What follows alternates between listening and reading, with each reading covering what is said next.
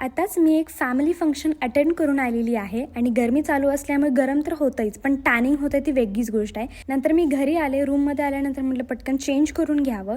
पहिले केस वगैरे बांधले, त्यानंतर मी बँगल्स रिमूव्ह करत होते, तेव्हाच मला समजलं की माझे हात खूप जास्त टॅन झालेले आहेत.